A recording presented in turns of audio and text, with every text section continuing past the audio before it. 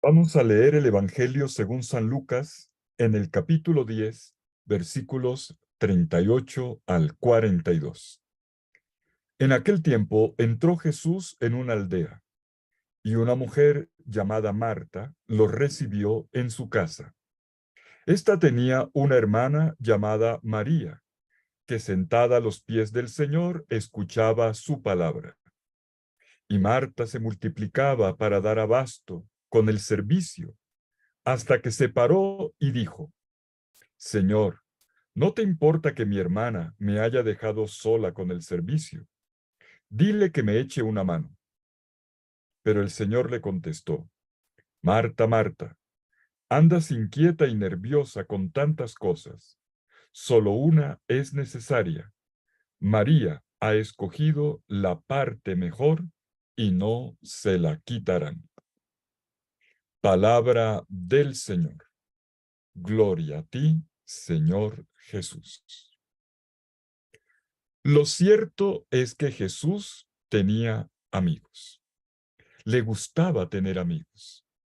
De ellos sintió la necesidad de su conforto. Y esta es una de sus características distintivas. Y también frecuentaba sus casas.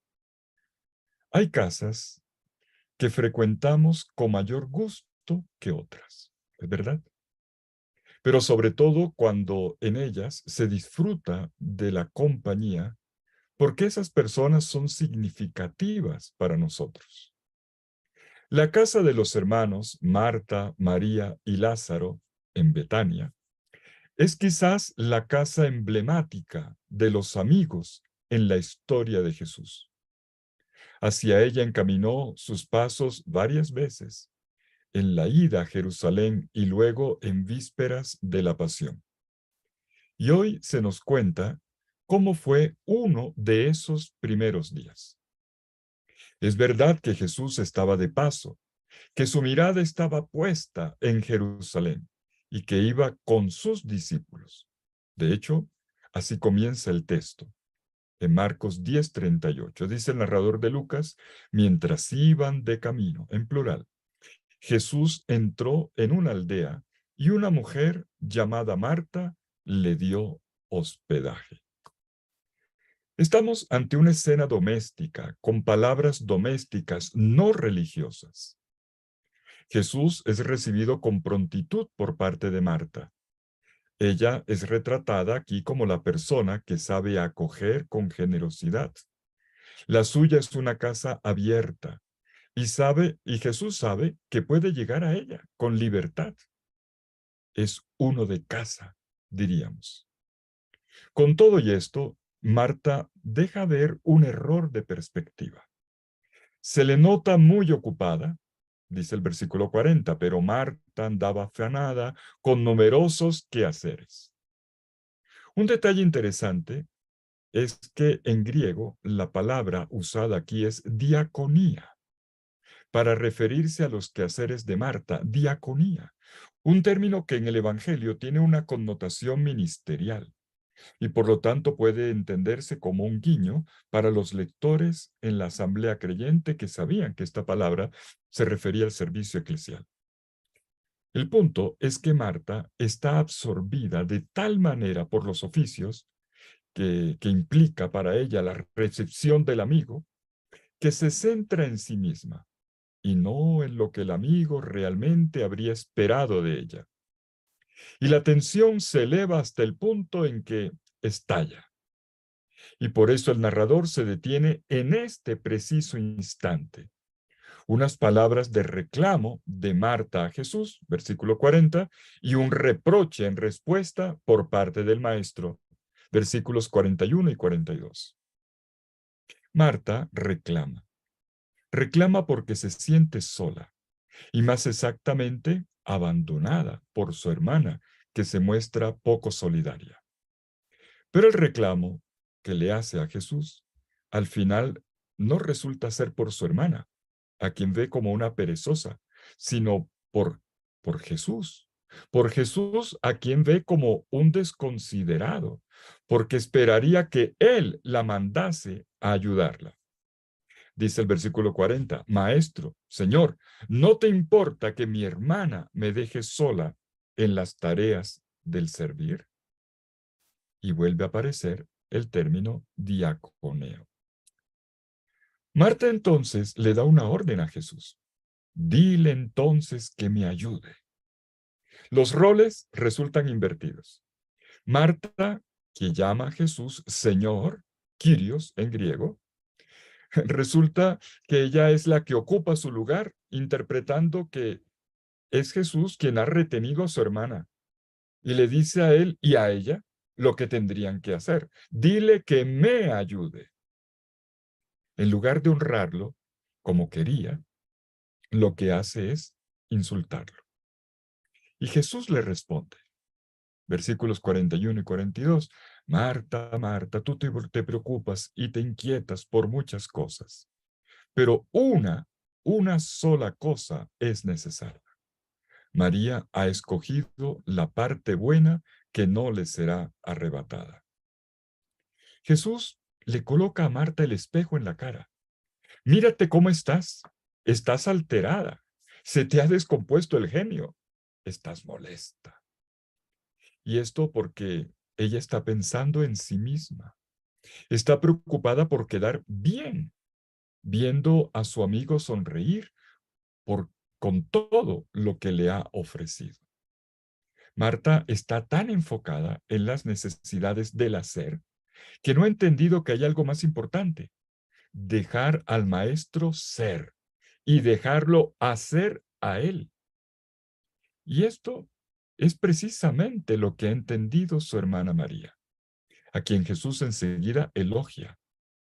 María no siente necesidad de hacer nada, excepto sentarse a los pies del maestro, dejar que Jesús sea su maestro.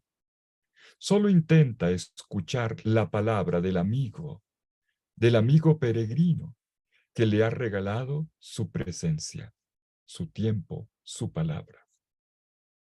Lo que busca María no es lo que tendría que hacer para que el otro esté bien, sino abrirse al don que el otro es y lo que él representa para su vida.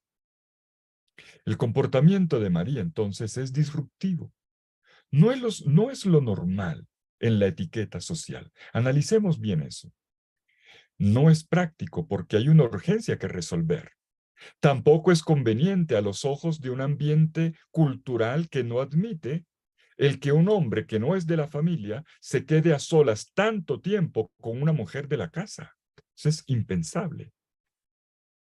Pero lo que María hace es correcto. Ha entendido además que con este hombre han sido superadas las convenciones sociales que pretendían que una mujer no pudiese permanecer en un espacio reservado a los varones. Una mujer que se hace discípula de un rabí, impensable para la época. El hacerse discípula por la escucha del amigo hizo que María rompiese los esquemas sociales y religiosos también, que superase todo obstáculo y que abriese las puertas a la participación de la mujer. Como era de esperarse, Marta representa los viejos esquemas. Se lamenta de este evidente desinterés de María por hacer oficios domésticos que una cultura androcéntrica le asignaba a las mujeres. Tenía que estar con la escoba, tenía que estar en la cocina. María pensaba diferente. Marta tiene razón cuando dice que está sola. De hecho, lo está en el oficio, pero también en su punto de vista. Jesús no la apoya en su intento de deshacer el nuevo paso que ha dado su hermana, María, cuando se comporta de una manera distinta a las demás mujeres de su tiempo, participando en un espacio que era exclusivo de varones. Marta, Marta, le dice Jesús, como un llamado para ver las cosas desde Él, desde la novedad del Evangelio. Ella quería que Jesús pensase como ella, pero Jesús la jala al pensar como Él. Marta está llamada a ser verdadera amiga comenzando por lo que hace María. En vez de estar mirando lo que hace su hermana, Marta está llamada a mirarlo es a él como lo está haciendo María. Ella lo supo poner en el centro. No se miraba a sí misma, sino al amigo. Esta era María. En el centro estaba su palabra, la única que aún en medio de la multiplicidad de cosas que afanan, es lo único que hace que uno no esté interiormente dividido, fragmentado. Y en esta escucha, la amistad crece en una unión de corazón y de acción. Al maestro no parece interesarle cuánto trabajes para él, sino cuánto trabajas junto con él. De una cosa y necesidad, concluye Jesús, esa que escogió precisamente María. Y Jesús la califica de la parte buena. 10:42 dice en griego, ten agacén merida. Literalmente, la porción buena. No mejor, como dicen algunas traducciones, como un comparativo, como si una fuera buena y la otra mala o una mejor que la otra. No, Jesús dijo sencillamente, ten agacén merida, la parte buena, completa. Todo lo demás pasará, se perderá en el camino, excepto esta, en la que se enciende la llama de la amistad que permanece en el tiempo y sostiene la vida. Bien, hoy celebramos la fiesta de una amistad y la escena queda para nuestra contemplación, para crecer juntos en la amistad con Jesús y en la comunidad. Desde el año 2021, el Papa Francisco decretó que este día 29 de julio fuese en adelante el de la memoria conjunta de Marta, María y Lázaro, los grandes amigos de Jesús. Y podemos repasar en nuestra lección divina de hoy el itinerario de la amistad. Todo comienza cuando una puerta se abre. Si Marta no hubiese abierto la puerta, Jesús sencillamente habría pasado derecho, perdiéndose entre la multitud. Abrir la puerta es dar espacio para la presencia de otro que ocupa nuestro tiempo y atención. Esta es la verdadera amistad.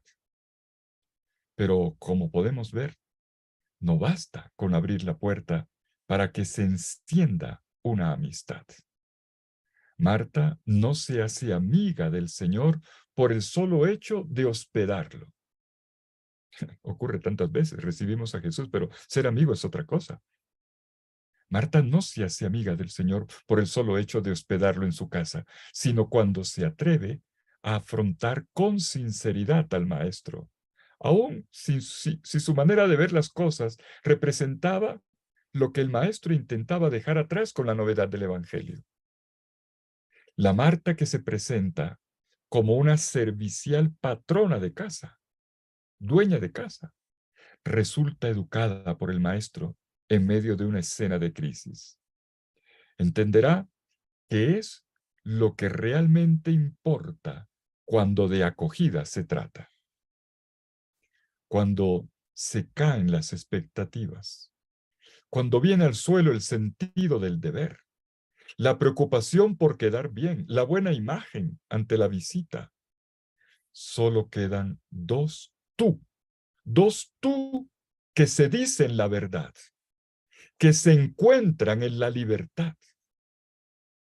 Parafraseando un texto del Evangelio de Juan, Jesús podría haber dicho, Marta, Marta, ya no te llamaré sierva, sino amiga, porque te daré a conocer todo lo que he oído de mi Padre, sobre ti, sobre mí, sobre él. Como había dicho Jesús en Juan 15:15, aquí parafraseándolo. Y es así como brota la amistad con Jesús. Corazones abiertos que se revelan. Claro, así brota. Y así también crece, se dilata. Porque la amistad verdadera nunca, nunca es exclusiva, sino inclusiva. Marta acoge a Jesús y con él acoge al Padre. Y junto con su hermana María y con su hermano Lázaro, todos juntos se hacen amigos en Jesús. A propósito de Lázaro, conocemos bien otro pasaje que nos sirve de complemento de esta memoria. Para mí, una gran fiesta, ¿eh? Al inicio del relato de la resurrección, en el capítulo 11 de Juan, las dos hermanas le mandan a decir a Jesús, Juan 11:5, aquel a quien tú amas está enfermo. Qué bonito. Y el narrador aclara enseguida en este mismo versículo que Jesús no solo amaba a Lázaro, sino a los tres. Dice literalmente el texto, amaba a Marta, a su hermana y a Lázaro. Y entonces Jesús responde con una declaración de amistad. En el capítulo 11, versículo 11 de Juan. Lázaro, nuestro amigo, duerme. Dice, Lázaro, nuestro amigo. Bueno, ocurre con frecuencia que dos personas se hagan amigas gracias a un amigo en común. Y con Jesús, esto es ley. No es posible ser amigos sin hacerse amigo de sus amigos. Ojalá, ojalá vivamos esta bella experiencia. Feliz fiesta de los amigos de Jesús.